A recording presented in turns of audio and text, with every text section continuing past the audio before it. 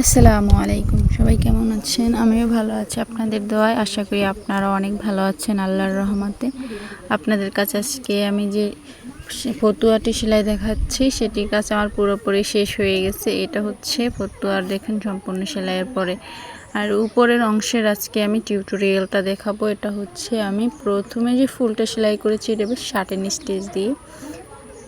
দেখুন তিনটা করে আমি শার্টেন দিয়ে একটি করে পাপড়ি করে নিচ্ছি। শার্টেন স্টিচ দিয়ে তিনটা করে শার্টেন স্টিচ দিয়ে একটি পাপড়ি করে নিয়েছি সুন্দর করে। আপনারা চাইলে খুবই সহজে যে কোনো ফুল এভাবে করে তৈরি করতে পারেন এবং সুন্দর করে সেলাই করতে পারেন, খুবই সুন্দর লাগবে। আর পরে আমি যে এটা দেখুন এভাবে করে আমি পুরোটা সুন্দর করে সেলাই করে নিব। এই যে আমার কাজ ফুলটা পুরো শেষ হয়ে গেছে। আর সাদাটা আমার কাছে খুবই ভালো লাগে, কারণ সাদাটা হচ্ছে কোনো রঙবিহীন কালার বলে এটাকে, কোনো রঙই না এটাকে। আর এরপর ডালটা দিচ্ছি আমি ডাল ফুল দিয়ে সুন্দর করে, যাতে আপনার গাছের পাতাটা সুন্দর দেখা যায় এবং গাছের ডালটা একটু মোটাও দেখা যায়। পাতা দিলে যেন খুব ভালো লাগে।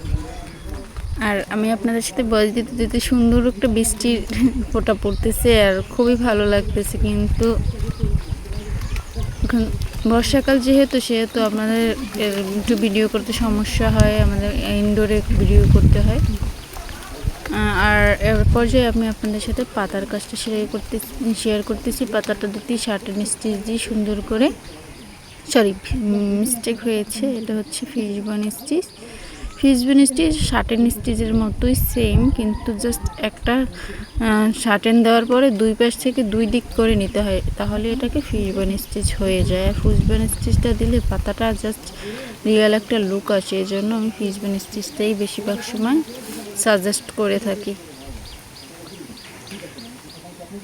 আর আপনাদের সাথে কথা বলতে বলতে আমি দুইটা পাপড়ি সেলাই করে ফেলেছি। দেখুন পাতাগুলো আমার কাছে ছোট ছোট দিলে এভাবে আঁকলে আমার কাছে খুবই ভালো লাগে। যেহেতু আমার বাচ্চার একটা নির্মাণ করতেছি, তাই ভাবলাম যে আপনাদের সাথেও শেয়ার করি কেমন লাগে।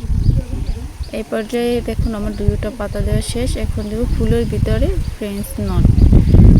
সেলাইয়ের রানী বলা হয় ফ্রেঞ্চ নটকে। আপনি যে কোনো কিছু সেলাই করবেন, ফ্রেঞ্চ নট দিলে আপনার সৌন্দর্য দ্বিগুণ হয়ে যাবে এবং সৌন্দর্য বেড়ে যাবে। দেখুন সুন্দর করে ফ্রেঞ্চ নট দিয়ে নিয়েছি, দেখতে অনেক ভালো লাগতেছে। আর ফ্রেঞ্চ নট দিতেও অনেক সহজ। জাস্ট সুইটা তুলবেন আর সুতোটাকে একটা প্যাচ দিবেন সুইয়ের সাথে, এবং যে জায়গা থেকে তুলেছেন জাস্ট তার পাশে আবার সুইটা গেঁথে দিবেন, তাহলেই একটা ফ্রেঞ্চ নট হয়ে যাবে। আর আপনারা এতক্ষণ যারা ভিডিওটা দেখতেছেন তাদের জন্য অনেক অনেক দোয়া রইল। আল্লাহ তাআলা আপনাদের ভালো রাখুক এবং সুস্থ রাখুক। এতক্ষণ ভিডিও দেখার জন্য ধন্যবাদ।